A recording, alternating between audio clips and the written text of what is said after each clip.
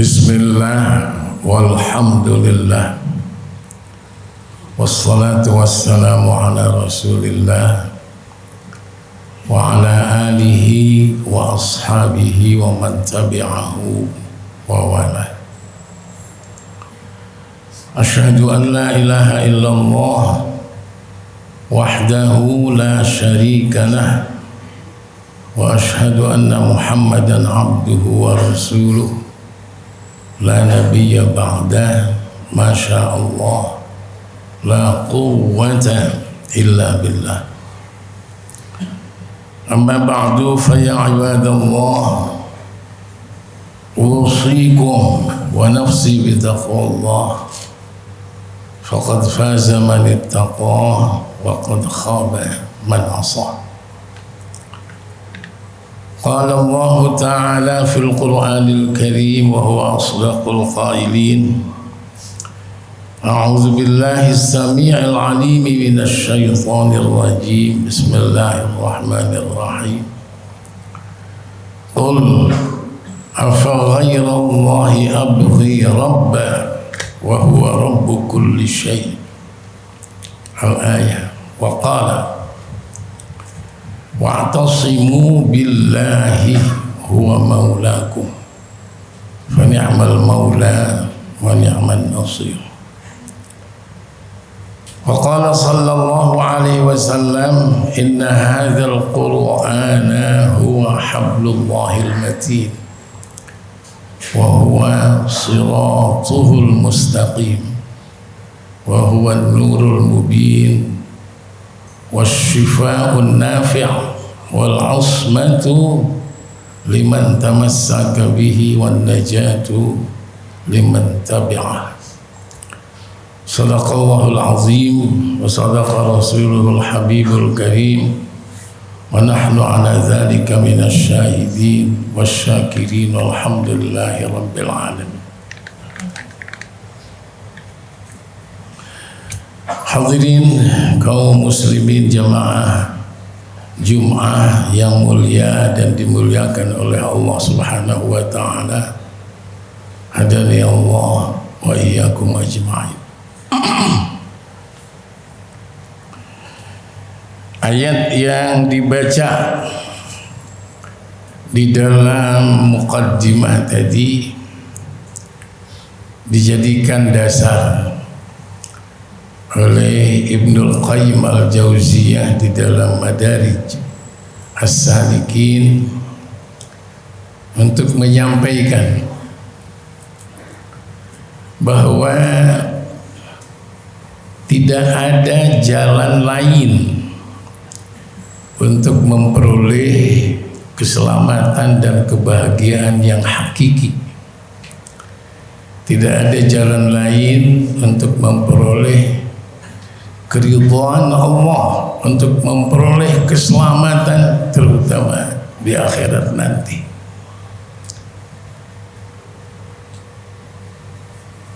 Untuk memperoleh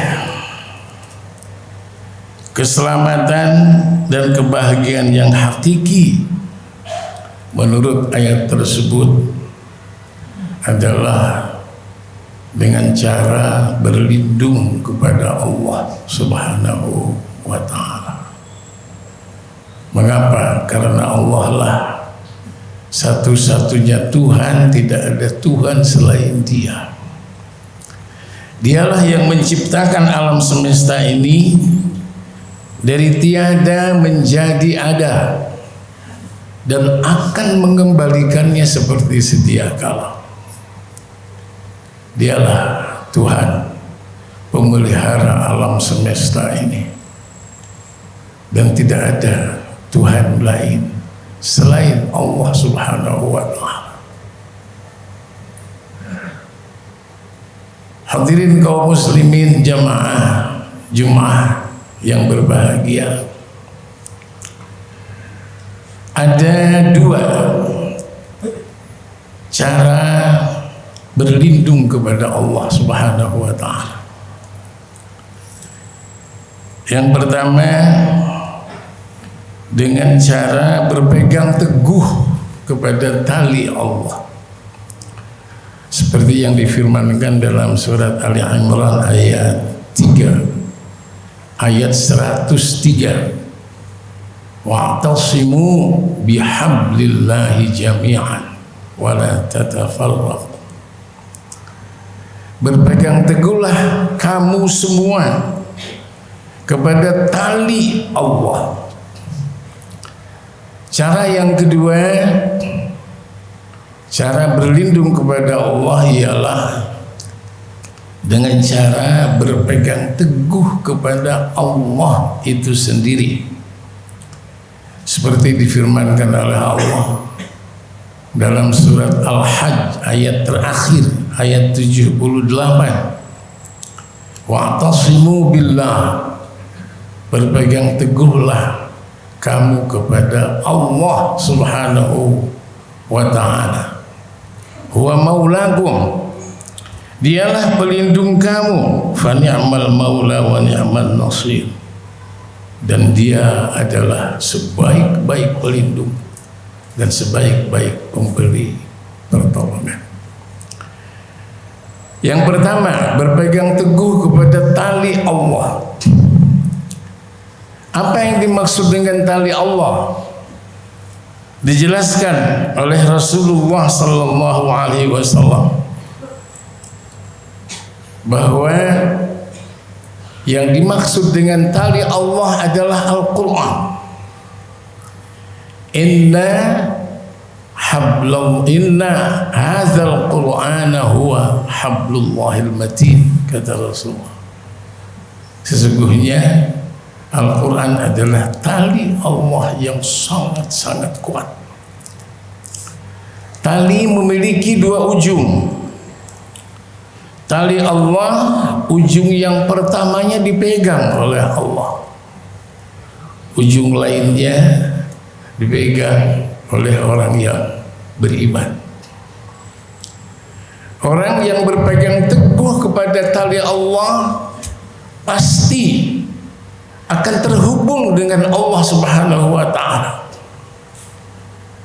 Dan orang yang hatinya terhubung dengan Allah Subhanahu wa ta'ala tidak akan menyamakan asyhadu an la ilaha illallah, tidak akan menyamakan takbir Allahu Akbar dengan suara gonggongan anjing. Subhanallah, subhanallah, subhanallah. Wa huwa siratul mustaqim, dan Al-Quran adalah jalannya yang lurus. Jadi orang yang berpegang teguh kepada Al-Quran, hatinya akan terhubung dengan Allah. Dan ketika dia mendengar nama Allah disebut, maka hatinya pasti akan bergetar. Tidak akan muncul dari lidahnya perkataan-perkataan yang mungkar. Subhanallah, subhanallah. Wa huwa siratul mustaqim. Al-Quran adalah jalannya yang lurus. Oleh karena itu orang yang berpegang kepada Al-Quran, orang yang meniti jalan hidup dan kehidupan ini sesuai dengan Al-Quran, dia tidak akan pernah tersesat. Dia akan sampai kepada Allah dengan selamat, dengan bahagia, dengan kebahagiaan yang hakiki, dengan keridhaan Allah Subhanahu wa ta'ala. Wa huwa nurul mubin, kata Rasulullah. Al-Quran adalah cahaya Allah yang terang benderang. Oleh karena itu orang yang berpegang teguh kepada tali Allah, orang yang berpegang teguh kepada Al-Quran, maka hidup dan kehidupannya pasti akan dipenuhi dengan cahaya Allah Subhanahu wa ta'ala, akan dipenuhi dengan tuntunan dan petunjuk Allah Subhanahu wa ta'ala, dengan taufik Allah Subhanahu wa ta'ala.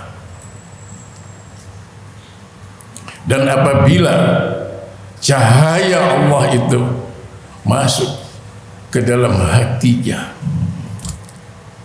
hati adalah istana bagi akal sebagai top eksekutif dalam wilayah kekuasaan jasmani dan rohani. apabila hatinya sudah dipenuhi dengan cahaya Allah Subhanahu wa ta'ala yang merupakan istana bagi akal, maka akal ketika menginstruksikan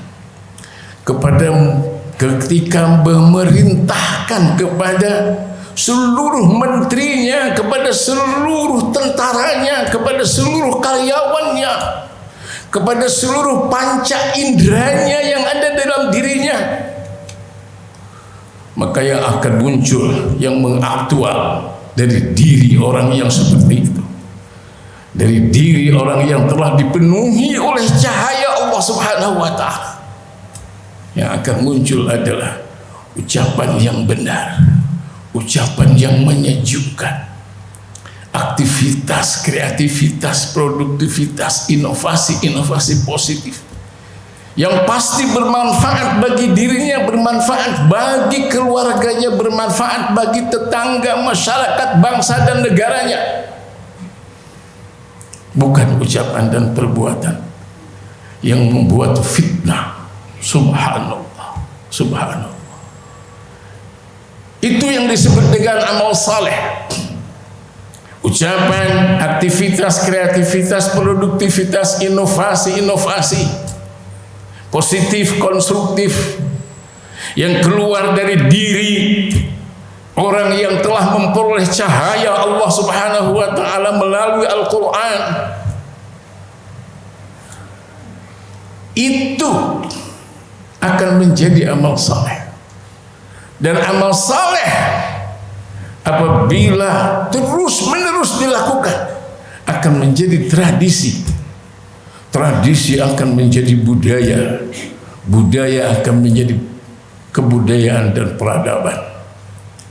Maka yang muncul, yang tercipta adalah tradisi, budaya, kebudayaan dan peradaban yang saleh, yang bermanfaat, yang akan memunculkan keselamatan, kesejahteraan yang hakiki, yang akan membawa manusia kepada keridhaan dan surga Allah Subhanahu wa ta'ala. Sebaliknya, apabila hatinya gelap, subhanallah, gelap, indikasinya seperti tadi, syahadat takbir disamakan dengan gonggongan anjing. Masya Allah, apabila hati seseorang gelap, padahal hati itu adalah merupakan istana bagi akal sebagai top eksekutif dalam wilayah jasmani dan rohani. Bayangkan instruksi apa yang akan diperintahkan oleh akal kepada panca inderanya dari hati yang gelap. Hati yang gelap akan dimasuki oleh iblis. Na'udzubillah min dzalik. Maka aktivitas, kreativitas, produktivitas, inovasi yang muncul dari orang seperti itu adalah fitnah. Subhanallah, adalah menyesatkan, sangat-sangat menyesatkan. Maka akan timbul tradisi sesat, budaya sesat, kebudayaan sesat, peradaban sesat yang mengantarkan manusia kepada kesesatan yang berujung kepada api neraka. Na'udzubillah min dzalik. Wa huwa syifaa'un nafi'. Al-Quran adalah obat. Al-Quran adalah terapi. Al-Quran adalah solusi. Obat apa? Terapi apa? Solusi apa? Obat terapi penyakit hati, penyakit pikiran, penyakit akal, penyakit kehidupan rumah tangga, penyakit kehidupan bertangga, penyakit kehidupan bermasyarakat, berbangsa, bernegara. Subhanallah, Al-Quran adalah obatnya, Al-Quran adalah terapinya, Al-Quran adalah solusinya bagi orang yang beriman. Subhanallah, apakah tidak ada hubungan antara penyakit dan kesembuhan? Subhanallah, antara musibah dan nikmat serta karunia. Kuncinya di istighfar seperti disampaikan tadi. Jadi ada protokol kesehatan, ada protokol keimanan dan ketakwaan. Subhanallah. Protokol keimanan dan ketakwaan ini yang tidak dijaga, maka musibah demi musibah terus berdatangan. Na'udzubillahi min dzalik. Wal ismatu liman tamassaka bihi. Al-Quran adalah benteng pelindung dari seluruh kejahatan musuh. Ada dua musuh, musuh internal, musuh eksternal. Musuh internal adalah kecenderungan-kecenderungan negatif, destruktif yang ada di dalam diri yang sering disebut dengan an-nafsul ammarah. Subhanallah. Sedangkan musuh eksternal adalah iblis, adalah syaitan. Ironinya, iblis dan syaitan itu bukan hanya berbentuk jin, tapi minal jinnati wan nas, ada yang berwujud manusia. Subhanallah. Dan ketika musuh internal dan eksternal berkolaborasi dalam diri manusia karena hatinya gelap, la ilaha illallah, apakah yang terjadi? Na'udzubillahi min dzalik. Wan najatu liman tabi'ah. Dan Al-Quran adalah keselamatan, jalan keselamatan bagi orang yang mengikutinya, mengaktualisasikan nilai-nilainya. Lalu apa cara yang kedua? Cara yang kedua berpegang teguh kepada Allah Subhanahu wa ta'ala sendiri. Bagaimana cara berpegang teguh kepada Allah? Dengan mengimaninya secara benar, dengan mengesahkannya secara benar dalam uluhiyah, rububiyah, sifat dan perbuatannya, dengan menaatinya sesuai dengan aturan dan kehidupan yang diberlakukan oleh Allah Subhanahu wa ta'ala dalam bentuk kepatuhan dan ketaatan, dalam bentuk sabar, dalam bentuk tawakal. Hadirin kaum muslimin jamaah Jumat yang mulia dan dimuliakan oleh Allah Subhanahu wa ta'ala, marilah kita melakukan introspeksi. Sudahkah kita berpegang teguh kepada Allah? Mudah-mudahan sudah. Kalau sudah, kita pertahankan, kita tingkatkan kualitasnya hingga Allah Subhanahu wa ta'ala memanggil kita. Tapi kalau belum, mari kita manfaatkan sisa umur kita. Subhanallah. Kalau secara fenomenal kita melihat orang-orang yang membaca syahadat, orang-orang yang mengklaim dirinya sebagai muslim, kebanyakan sangat memprihatinkan. Adanya di sudut, adanya di pinggir, adanya di bawah.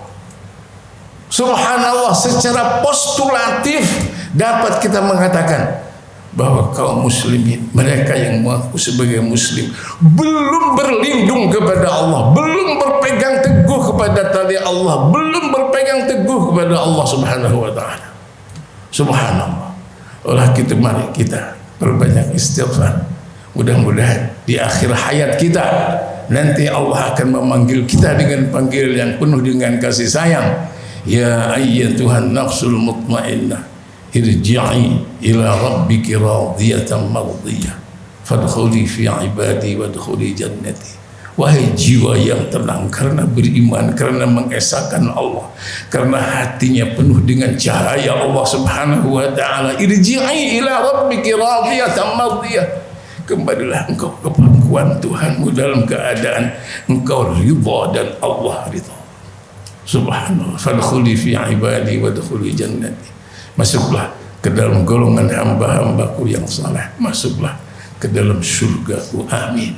Barakallahu li wa lakum fil Qur'anil azim wa nafa'ani wa iyyakum bima fihi minal ayati wadh-dhikril hakim wa taqabbala minni wa minkum tilawatahu innahu huwas samiul alim.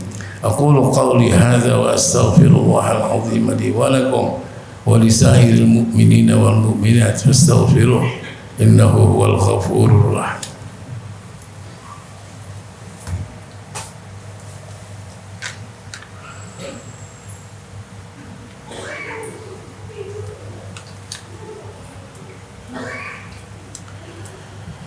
Alhamdulillahil ahadis samad alladzi lam yalid wa lam yulad wa lam yakul lahu kufuwan ahad.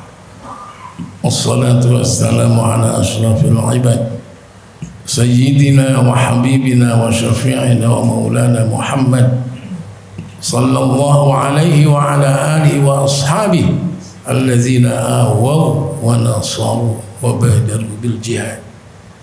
أما بعد فيا عباد الله أوصيكم ونفسي بتقوى الله فقد فاز المتقون وأحثكم وإياي على طاعة الله وطاعة رسوله في كل وقت لعلكم تفلحون. قال الله تعالى في القرآن الكريم وهو أصدق القائلين أعوذ بالله من الشيطان الرجيم بسم الله الرحمن الرحيم إن الله وملائكته يصلون على النبي يا أيها الذين آمنوا صلوا عليه وسلموا تسليما. اللهم صل على محمد وعلى آل محمد كما صليت على إبراهيم وعلى آل إبراهيم وبارك على محمد وعلى آل محمد كما باركت على إبراهيم وعلى آل إبراهيم في العالمين إنك حميد مجيد. اللهم اغفر للمؤمنين والمؤمنات والمسلمين والمسلمات الأحياء منهم والأموات. اللهم سلمنا والمسلمين اللهم سلمنا والمسلمين اللهم سلمنا والمسلمين في بلادنا إندونيسيا هذه وفي سائر بلدان المسلمين عامة. اللهم سلمنا من آفات الدنيا وعذاب الآخرة برحمتك يا أرحم الراحمين. ربنا تقبل منا إنك أنت السميع العليم وتب علينا إنك أنت التواب الرحيم. ربنا آتنا في الدنيا حسنة وفي الآخرة حسنة وقنا عذاب النار والحمد لله رب العالمين. عباد الله إن الله يأمر بالعدل والإحسان وإيتاء ذي القربى وينهى عن الفحشاء والمنكر والبغي يعظكم لعلكم تذكرون فاذكروا الله العظيم يذكركم واشكروه على نعمه يزدكم واسألوه من فضله يعطكم ولذكر الله أكبر. أقيموا الصلاة.